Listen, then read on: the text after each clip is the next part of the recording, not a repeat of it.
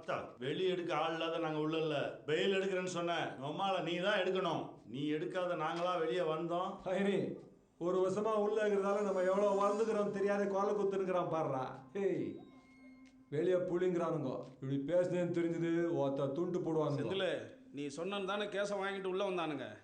பண்ணுறதுலே பெரிய பாவம் நண்பனுக்கு செய்கிற நம்பிக்கை துறவம் தான்டா, மறந்துடாத. இப்போ கட்சி மாற்றத்தால் சப்போர்ட் இல்லை, எல்லா இடத்துலையும் மூஞ்சடிக்க வேண்டியதாகுது. வேற ஒன்றும் பண்ண முடியல. இப்போ என்ன அவசரம்? அத்தை எலெக்ஷன்லாம் எங்கள் கட்சி தான் ஆட்சிக்கு வரும். ஏற்கனவே ஒரு வருஷமா உள்ள உட்காந்துக்கிறோம். இன்னும் 6 மாதம் நாங்கள் உள்ள உட்காந்து நீங்கள் ஓத்தலாம் வெளியே சுற்றி இருப்பீங்களா? ஒருத்த வெளியே தொழில் செய்யறதுனா உள்ள உட்காந்து டம்ம வலிச்சுட்டு துண்டு துண்டு தூங்குற மாதிரி ஈஸின்னு நினச்சியா? ஒருத்த கஷ்டம்டா. ஒத்த கேஸ் வாங்கிக்கிறது நாங்க, உனக்கு என்னடா கஷ்டம்? நோ மணியண்ணா, என்ன சும்மா கேஸ் வாங்கிட்டான்னுங்கிறான். ஒருத்த கோட்டருக்கும் கோழி பிரியாணிக்கு ஊர்பட்ட புள்ளிங்க காத்துனுக்குது கேஸ் வாங்க. அதுவும் பெரிய கேஸ் வேற. இவ்வளவு பெரிய கேஸ் வேற யாருக்குன்னா குத்துந்தா போதும். ஒருத்த சாவர வரைக்கும் நன்றி விசுவாசமா இருந்து பாருங்க.